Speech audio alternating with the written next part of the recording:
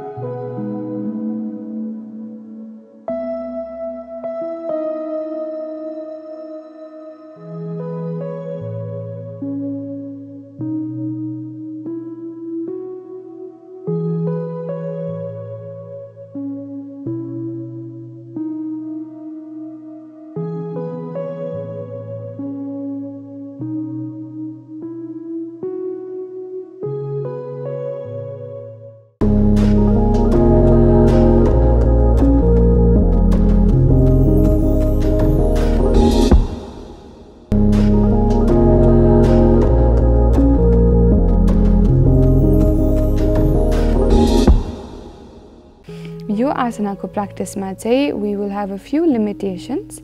तपाईलाई एकदम abdomenमा ulcers, peptic ulcers, recent surgeries, hamstring अनि ACL, knee को tearsहरु छ भने चाहिँ नगरिदिनु होला. If you want to try, you can use yoga blocks. Yoga blocks छैन भने एउटा मोटो किताब युज गर्न मिल्छ.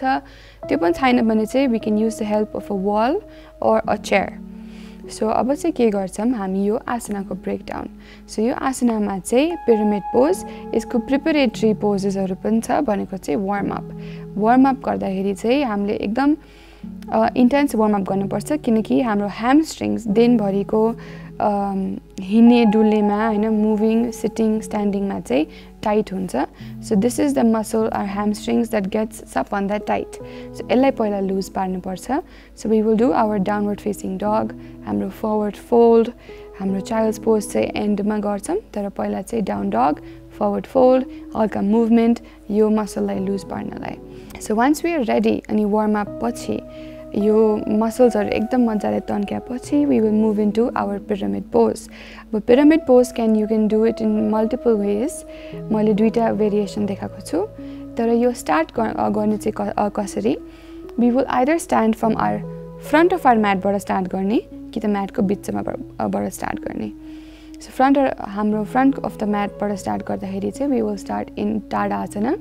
So we will start with our hands joined in or hands by the side, straight, and then gently forward bend गरेर चाहिँ we will slowly step left leg पछाडी, keep our hands as close to the अगाडिको खुट्टा and then gently bend our chest towards our knee and thighs.